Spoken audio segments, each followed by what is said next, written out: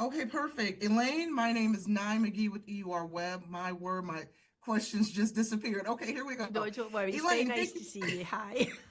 Hello, Miss. Good morning. Thank you for giving me your time today to speak about the new season of Criminal Record.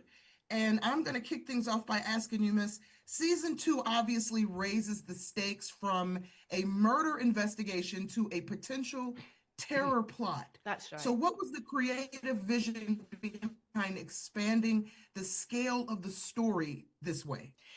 Well, I think because it was a present day case rather than a cold case, I think it naturally had a kind of propulsion to it and an energy to it that the first season didn't have. The first season, it kind because it was a gradual unpeeling, that pace wouldn't have suited it. So I think once we landed on the story, it just sort of naturally happened like that. I don't think we ever sat down and sort of made a decision to do that.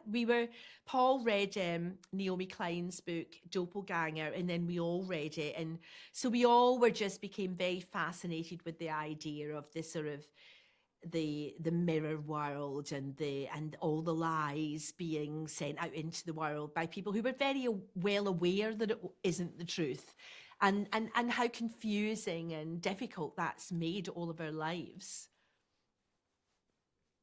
Now, the uneasy alliance between June and Daniel is central again. Mm-hmm. How does their dynamic evolve this season, especially under increased political pressure? Well, Paul said really early on when he was writing this season that he wanted their relationship arc to be the hegatification of June. And I think I've always felt since the beginning that they are more alike than they are different. I think she's younger, she's more idealistic. I think he stopped being idealistic a long time ago because I think it's a job it would be very difficult to not become cynical doing. So I think we just wanted to keep evolving the relationship. I mean, it's never going to turn into a buddy cop drama, but you can't just play the same thing over and over again, or it's boring for the audience.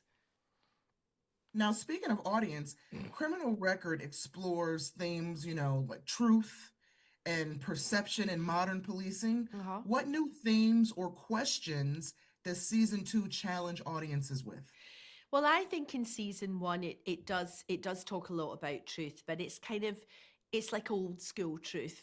Back when a lie was a lie and the truth was the truth. I think this is much more working in the area of what has become a worldwide problem, and that's the dissemination of falsehoods deliberately in order to confuse voters, etc., in order to put your thumb on the scale.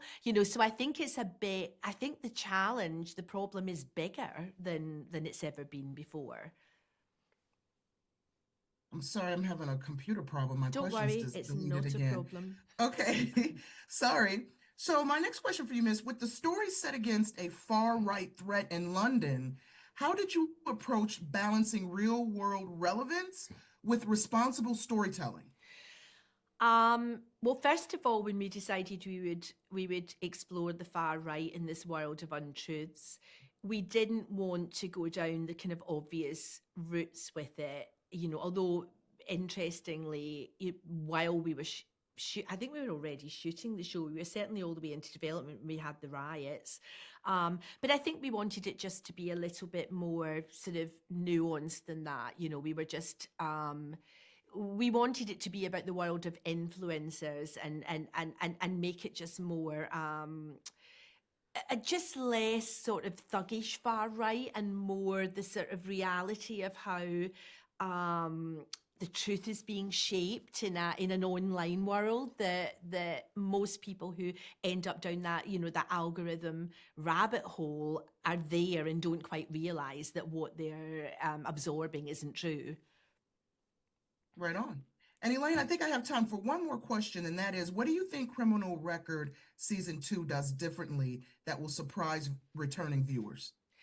Um, Well, I think the energy and the propulsion in the show is different from season one, and it's interesting because you've mentioned that, and quite a lot of people I've spoken to have mentioned that. So I think that has surprised them, but I think sort of it feels like in a sort of positive way rather than a negative way. So yeah, I think that's what will feel a bit different. Right on. Miss Elaine Collins, thank you for your time today. That's all I have. It's Thank a you so much. pleasure. Nice to see you. All Same to right. you. Have a great rest of Okay. your day. Thank you. Bye.